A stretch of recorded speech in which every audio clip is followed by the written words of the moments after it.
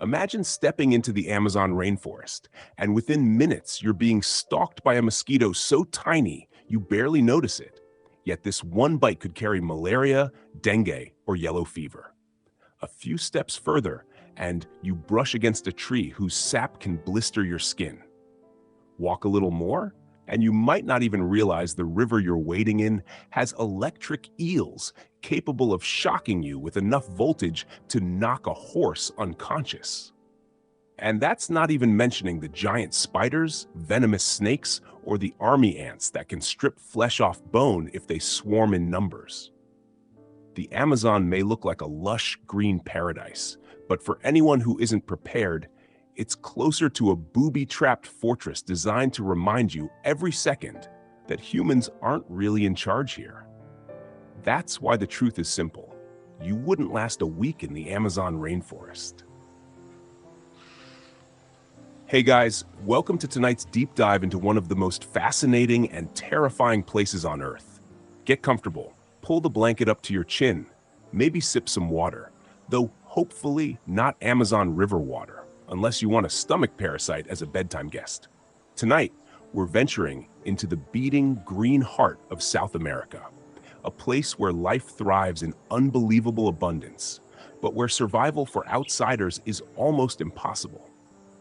As always, we'll wander slowly through the different layers of this world, exploring not just the danger, but also the beauty, the people, the cultures, and the history that make the Amazon more than just a scary jungle. So here's the path we'll take tonight. First, we'll get to know the people and cultures of the Amazon. This isn't just an empty wilderness. It's home to millions of people, from bustling cities along the river to remote tribes who still live much as their ancestors did. Their traditions, languages, and ways of survival offer insights into how humans actually can live in harmony with this environment, but also highlight how fragile those ways of life can be in the face of modern change. Then, we'll drift into the geography and nature of the region. We'll explore how this rainforest stretches across 9 different countries, what makes its climate so extreme, and why scientists call it the lungs of the Earth. You'll hear about the jaguars, pink river dolphins, and yes, the nightmare fuel insects that all call this place home. And we'll look at the powerful river itself, an artery of life that sustains the jungle but can turn deadly in an instant. From there, we'll trace the history of the Amazon, beginning with the earliest civilizations that thrived here long before European contact. We'll talk about the myths, the lost cities, and the first outsiders who wandered in with dreams of gold, only to find misery instead. After that, we'll move closer to modern times. Colonization, the rubber boom, deforestation, and the battles over who really controls the Amazon's resources. These stories will bring us right up to the current day, showing how this rainforest has been both a prize and a battlefield for centuries. Finally, we'll land in the present, where the Amazon stands today. We'll talk about how the rainforest is caught between preservation and destruction, between global climate importance and local survival. And we'll ask what its future means not just for Brazil or South America, but for the entire world. So tuck yourself in and let your imagination wander under the canopy. For the next while, we'll walk slowly into the jungle together. Don't worry, you're safe in your bed. The mosquitoes, jaguars, and electric eels can't reach you here. But if you ever tried to step into their world, well, let's just say that blanket you're wrapped up in would be the least of your worries.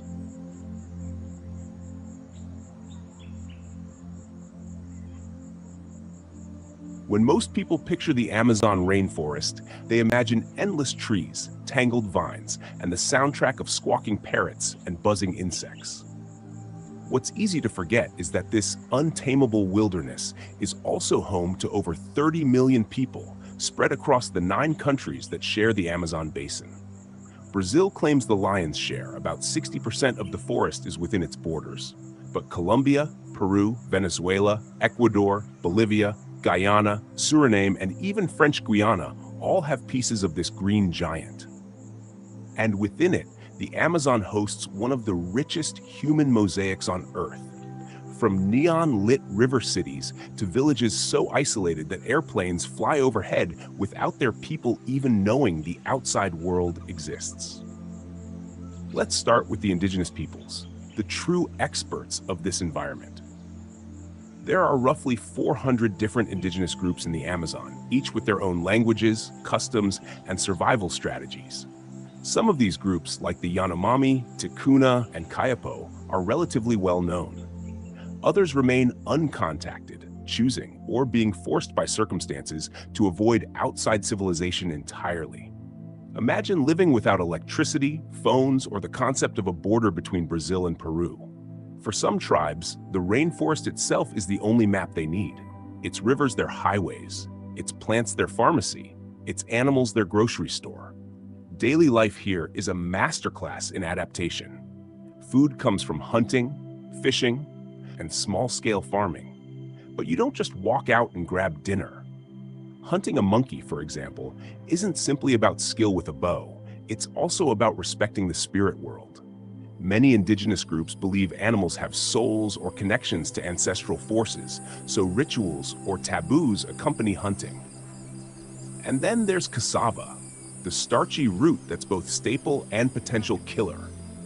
Raw cassava contains cyanide, so entire cultural traditions have formed around processing it safely, grating, soaking, fermenting, drying, and cooking it until it's edible. In the Amazon, even your carbs try to poison you. Language is another vibrant layer of culture here. While Portuguese and Spanish dominate the cities, hundreds of indigenous languages persist, many of them unrelated to each other. Some are spoken by just a few hundred people. Others have elaborate structures, like Piraha, a language famously studied for having no fixed words for numbers. Instead of saying 5 fish, a Piraha speaker might just say a few fish. To them, the precise number isn't as important as the feeling of some versus many. It's a worldview shaped by a river, where the fish supply constantly shifts, reminding you that nothing in the jungle stays the same for long. But indigenous cultures aren't frozen in time, as they're sometimes portrayed. Walk through an Amazonian village, and you might see traditional feather headdresses worn during festivals, right alongside a kid in a soccer jersey kicking around a deflated ball. Cell phones sometimes appear where satellites manage to reach. Globalization is a creeping presence, blending into traditions that stretch back thousands of years. Festivals in the Amazon are a colorful reflection of this mix. Some are deeply spiritual, like rituals calling on forest spirits through chanting, body paint, and dance. Others lean toward Catholic traditions brought by missionaries, often blended with indigenous practices in ways that would confuse a European priest but feel perfectly natural to the community. And then there's Carnival.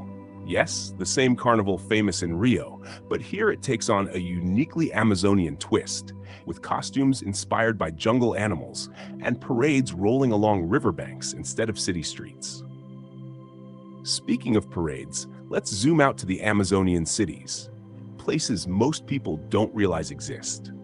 Manaus, in Brazil, is the capital of the state of Amazonas, and a bustling metropolis of over 2 million people, right in the middle of the jungle.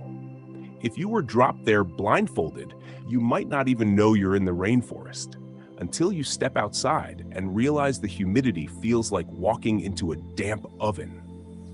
Manaus is famous for its opera house, the Teatro Amazonas, built during the late 19th century rubber boom when European architecture and Italian marble were shipped upriver into the jungle. Imagine the extravagance.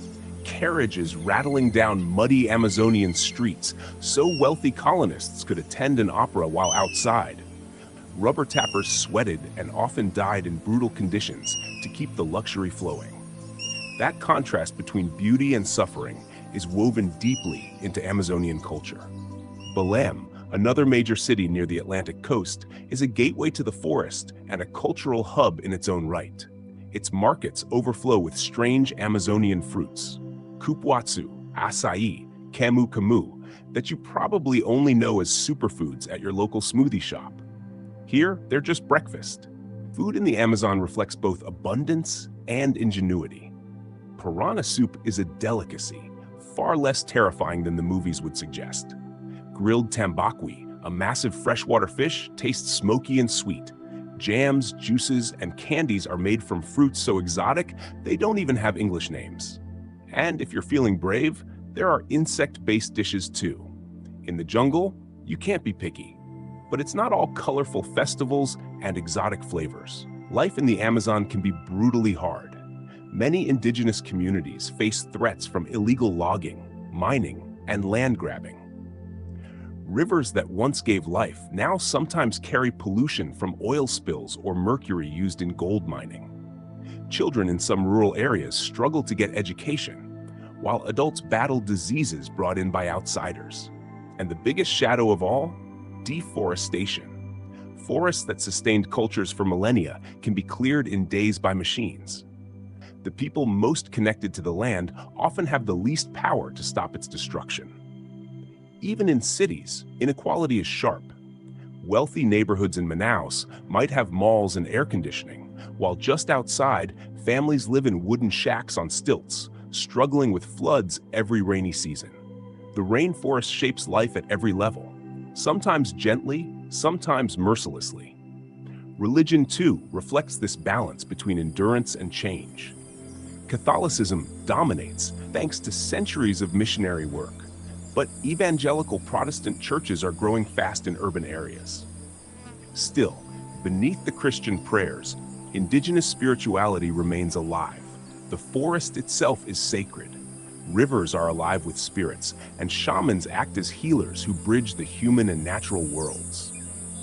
Even where churches rise, you'll often find an older rhythm beating quietly underneath. What ties all of this together? The indigenous tribes, the bustling cities, the riverside villages, is the Amazon's culture of resilience. People here learn from childhood that survival isn't optional, it's skill. To outsiders, the jungle feels like a death trap. To locals, it's home. They know which plants heal, which insects kill, which rivers to avoid during certain seasons, and which songs to sing when the night grows too loud with unseen creatures. The forest is both cradle and challenge, teacher and trickster. And maybe that's the most important point about Amazonian culture. It's not separate from the rainforest. It is the rainforest. Every meal, every story, every dance, every prayer echoes back to the vines, rivers, and animals around them. People here don't just live in the jungle, they live with it. And while outsiders might not last a week, those born here carry knowledge woven through centuries, knowledge that lets them thrive where others falter.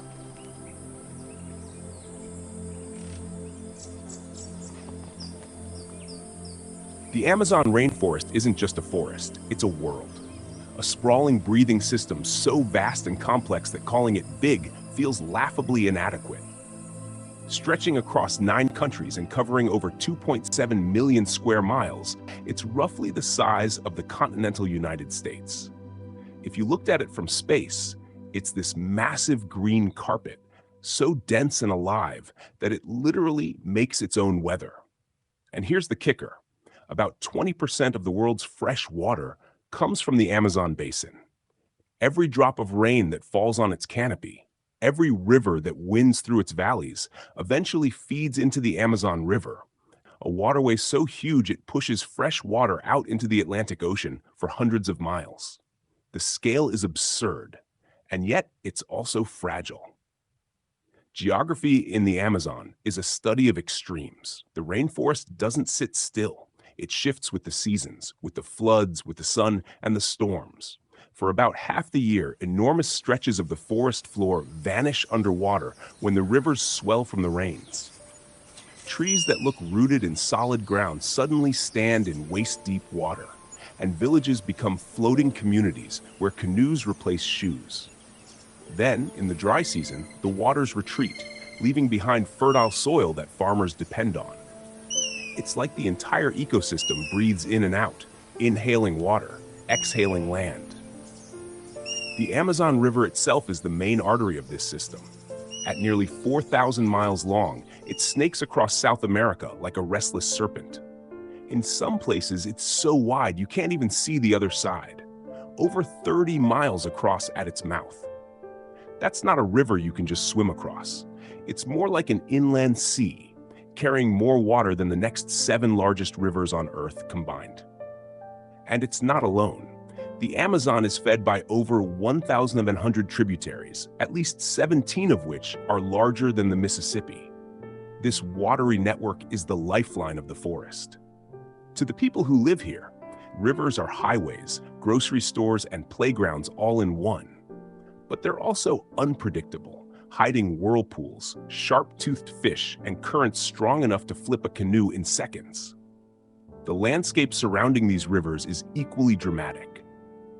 Imagine endless canopy stretching as far as the eye can see, broken only by occasional rivers glinting like silver ribbons. Below that canopy, life exists in layers. The emergent layer towers above everything, where the tallest trees, sometimes 200 feet high, punch through to reach sunlight. Below that, the canopy forms a thick, almost unbroken roof, so tightly woven that rain can take 10 minutes to trickle down to the forest floor. Beneath it lies the understory, humid, shadowy, and buzzing with insects. And finally, the forest floor itself, surprisingly quiet, dim, and often muddy, where massive roots spread wide to hold up the giants above. Each layer has its own residents, its own dramas of survival, and its own challenges for anyone unlucky enough to get lost in them. Of course, no description of Amazonian nature would be complete without its infamous wildlife. This rainforest is home to about 10% of all known species on Earth. You've got jaguars, the largest cats in the Americas, prowling silently along riverbanks. Capybaras, the world's biggest rodents, lounge in groups like they own the place, because, well, they kinda do.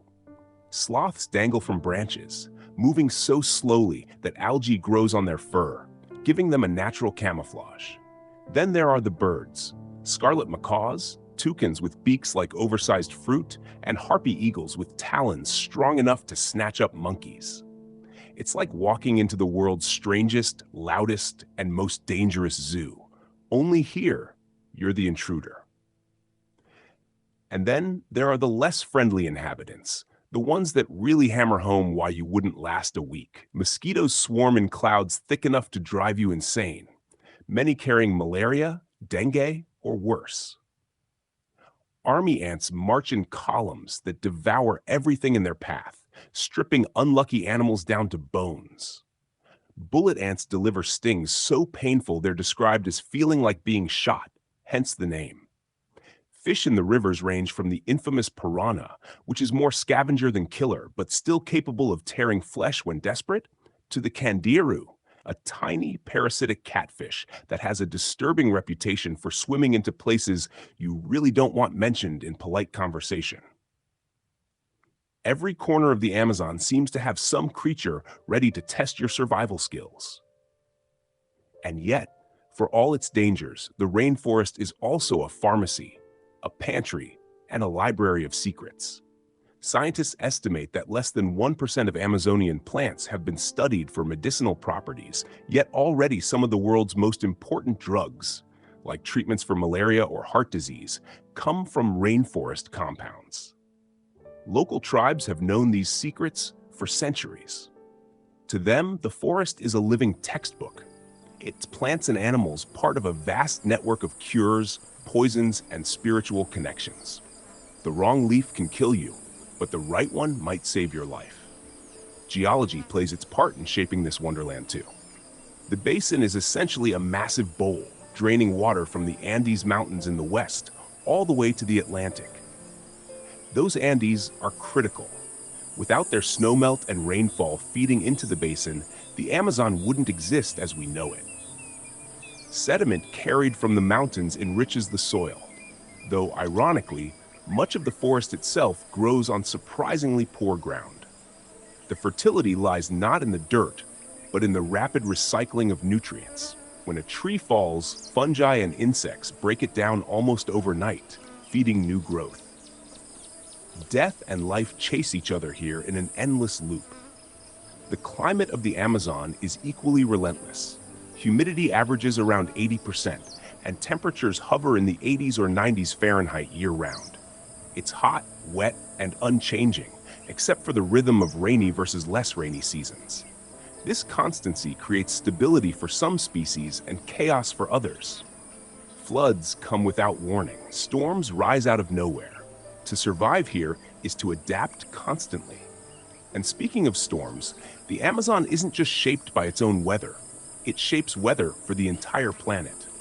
Trees here act as giant pumps, drawing water from the ground and releasing it into the atmosphere. This flying river of moisture drifts across South America, feeding rain to distant farmlands. Cut down too much forest and those rain cycles collapse, triggering droughts thousands of miles away. The Amazon isn't just local geography, it's global geography. It's tied into climate, agriculture, and weather patterns that affect people who may never set foot inside it. Despite this, human activity keeps pushing against the natural balance. Roads cut into the forest allow loggers, miners, and farmers to expand. Fires, sometimes set intentionally to clear land, rage through dry patches that once seemed immune to flame. Species vanish before they're even discovered. The geography of the Amazon isn't just a marvel, it's a battlefield, with one side being the forces of extraction and the other the resilience of the forest itself. Still, the Amazon resists. Even scarred by deforestation, it remains unimaginably vast. Stand on a riverbank at dawn, and the mist rises like breath from the forest. Hear the howler monkeys roaring in the distance, their calls echoing like something prehistoric. Watch the sun filter through endless green, illuminating orchids that grow out of nowhere, butterflies the size of your hand, and vines thick enough to climb like ladders. It feels eternal, untouchable, though we know it isn't. The truth is, the Amazon's geography is as much about danger as it is about beauty. To step inside is to step into a world where you're no longer at the top of the food chain, where the air itself feels heavy with life. It's intoxicating and terrifying all at once.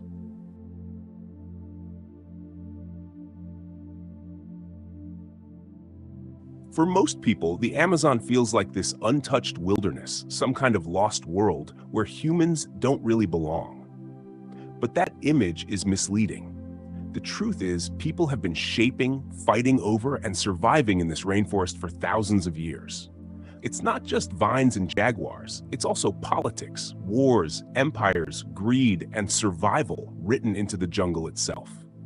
And every scar on the landscape tells a story about the way humans have tried to bend the Amazon to their will.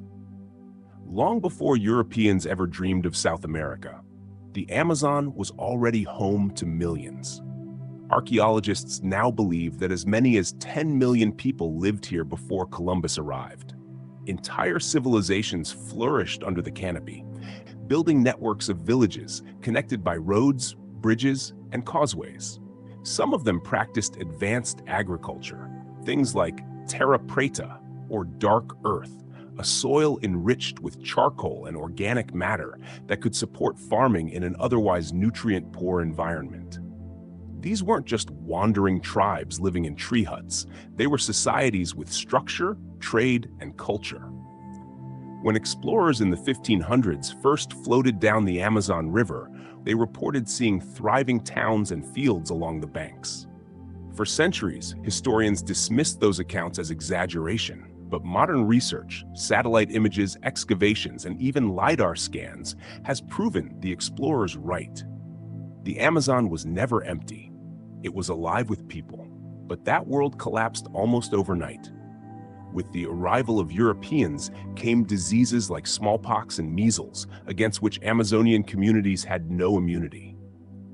Entire villages were wiped out within a generation.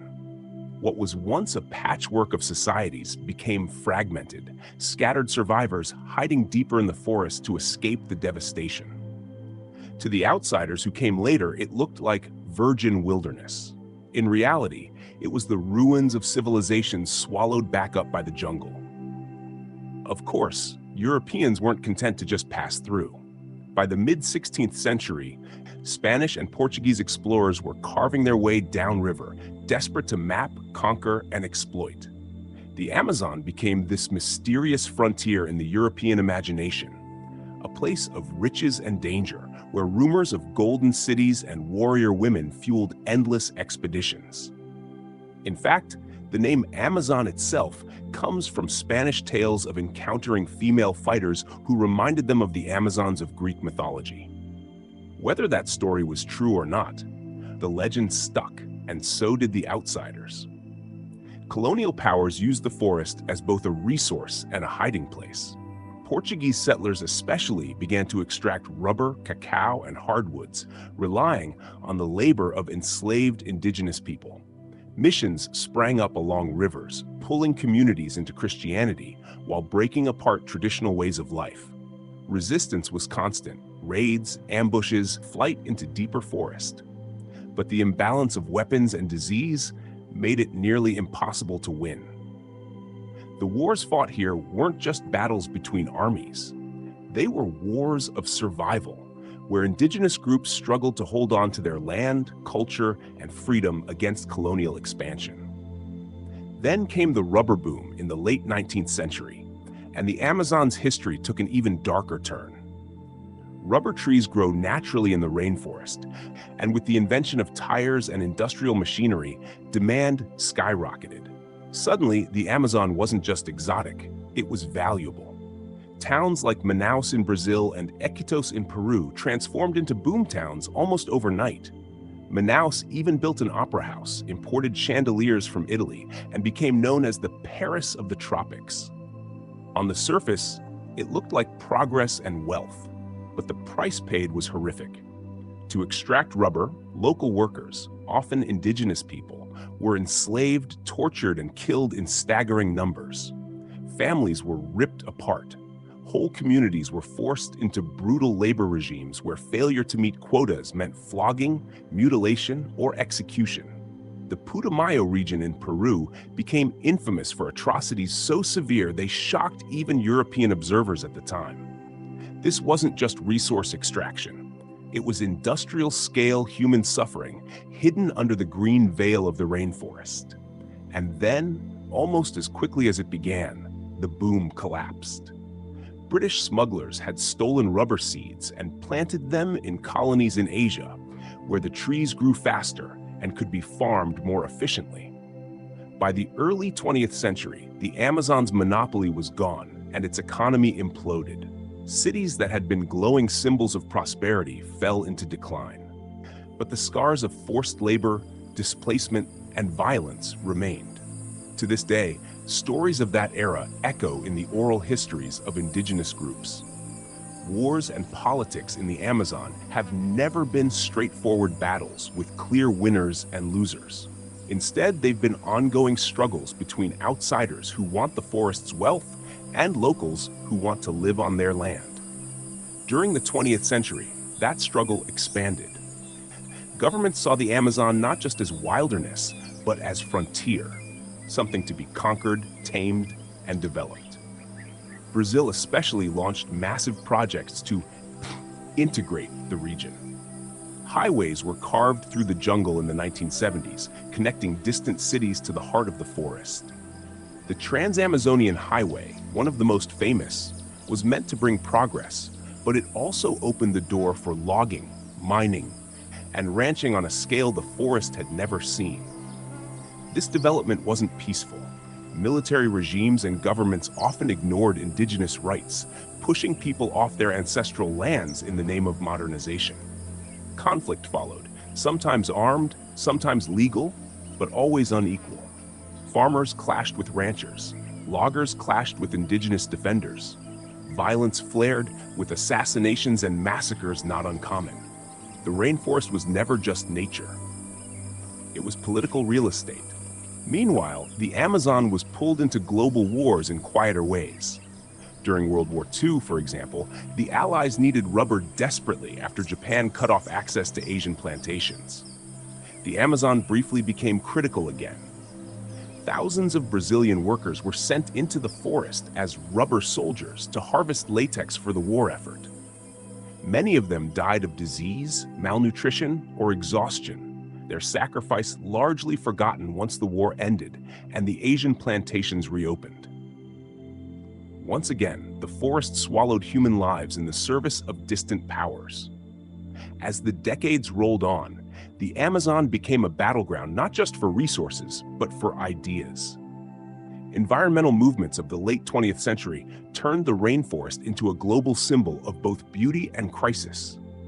Images of burning forests, clear-cut land, and endangered animals captured the world's attention. Activists like Chico Mendes, a rubber tapper turned union leader in Brazil, fought to defend both the forest and the people who lived sustainably within it. For that, he was assassinated in 1988. His death shocked the world and highlighted the stakes of Amazonian politics. Defending the forest often means risking your life, and that's the reality today. The Amazon is still contested ground. Illegal mining camps pollute rivers with mercury, devastating fish and communities alike. Ranchers clear land for cattle, making Brazil one of the largest beef exporters in the world. Governments swing between pledges to protect the forest and policies that encourage its destruction. And through it all, indigenous peoples remain at the front lines, defending not just their homes, but an ecosystem that affects the entire planet.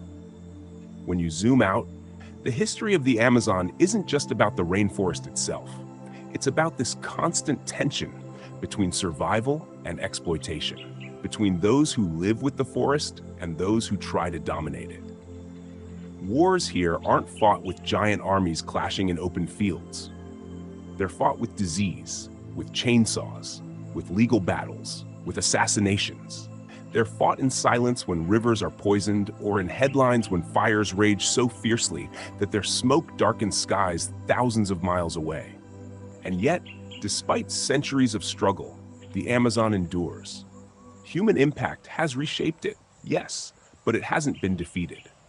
Archaeological evidence shows us that it was once a human-managed landscape, and maybe that's the lesson.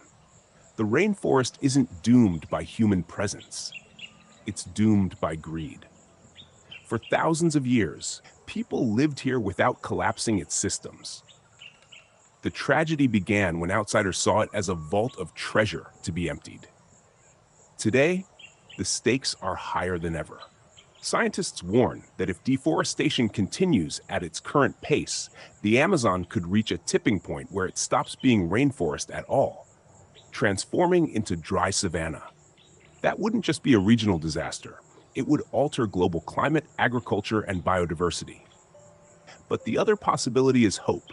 Efforts to protect indigenous rights, restore degraded lands, and rethink economic models could keep the forest alive. The Amazon's history is a warning, but it's also a reminder. This place has survived invasions, exploitation, collapse, and fire. It's been a battleground for centuries, and while outsiders rarely last more than a week here, the forest itself has lasted millennia.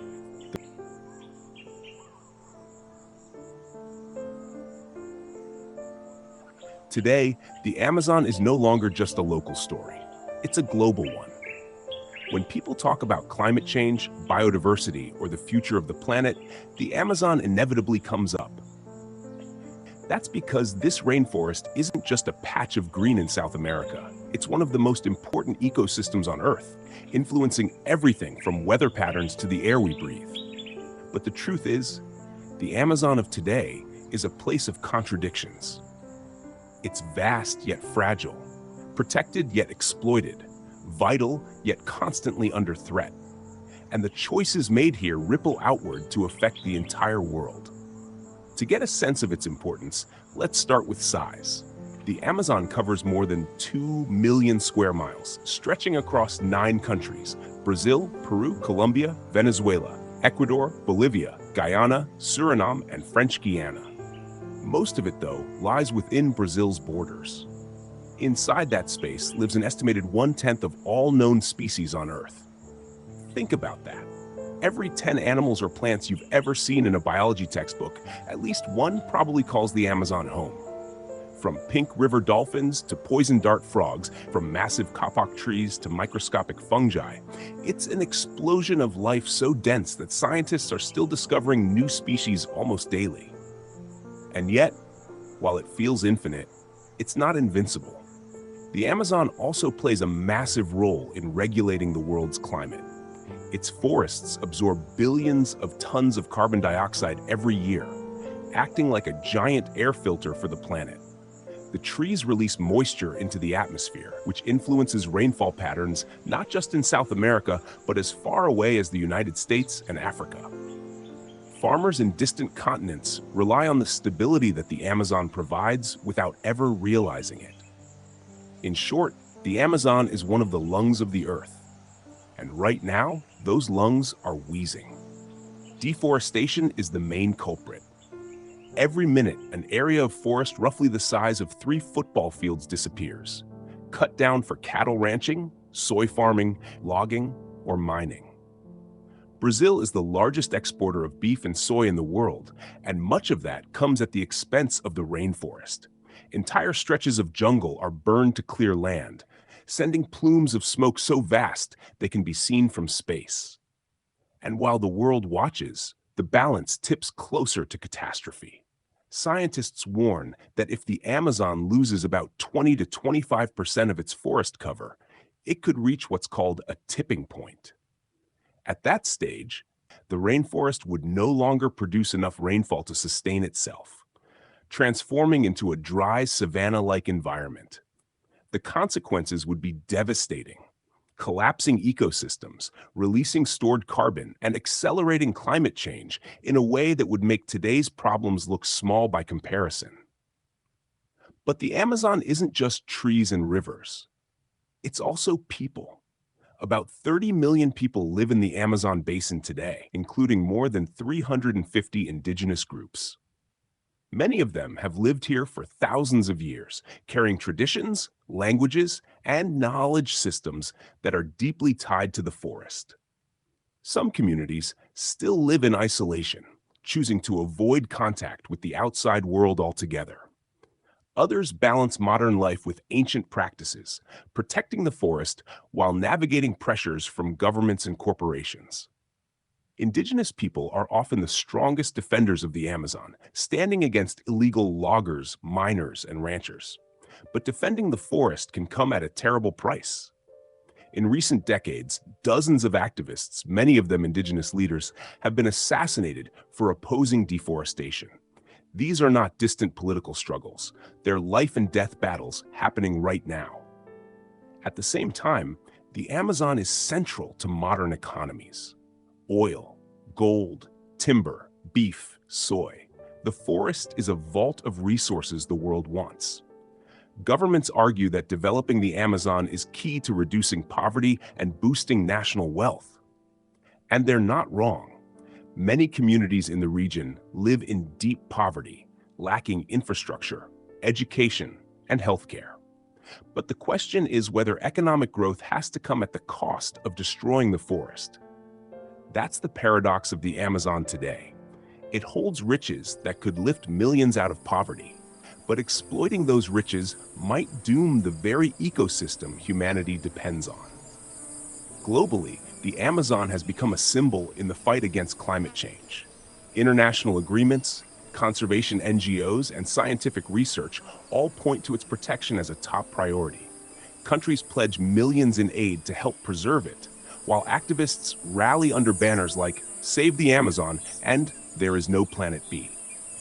Technology is even joining the fight. Satellites track deforestation in real time, drones monitor illegal activity, and scientists use data to map areas most at risk. There are success stories too. In the early 2000s, Brazil actually reduced deforestation by about 80% through strict laws, enforcement, and conservation policies. It proved that protecting the Amazon isn't impossible. It's a matter of political will. But politics remain the biggest challenge. Leadership changes can swing Amazon policy wildly from protection to exploitation. Some administrations prioritize development, opening up land for ranching and mining, while others push for conservation and indigenous rights. The tug of war leaves the forest caught between conflicting visions of the future. Meanwhile, global demand for products tied to deforestation keeps rising. Every hamburger, every soy-based product, every wooden floorboard has the potential to trace its origins back to a felled tree in the Amazon. Which means the fate of this rainforest isn't just in the hands of Brazilians or Peruvians, it's in the hands of all of us, through the choices we make as consumers. Despite the dire warnings, the Amazon still offers hope. Reforestation projects are underway. Sustainable farming and logging practices are being tested. Indigenous knowledge is increasingly recognized as essential for conservation. And younger generations, both in South America and globally, are more aware than ever of the rainforest's importance.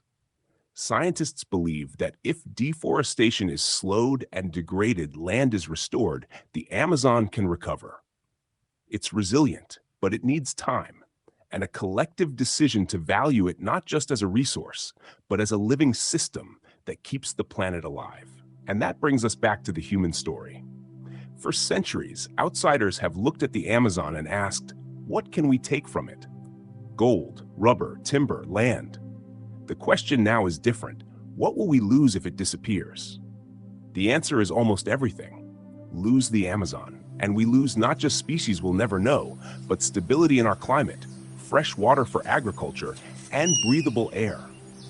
It's not just a South American issue, it's a human issue. So, if you found yourself in the middle of the Amazon today, you probably wouldn't last a week. The jaguars, parasites, and relentless humidity would take care of that. But zoom out and you realize something bigger. Humanity might not last without it either.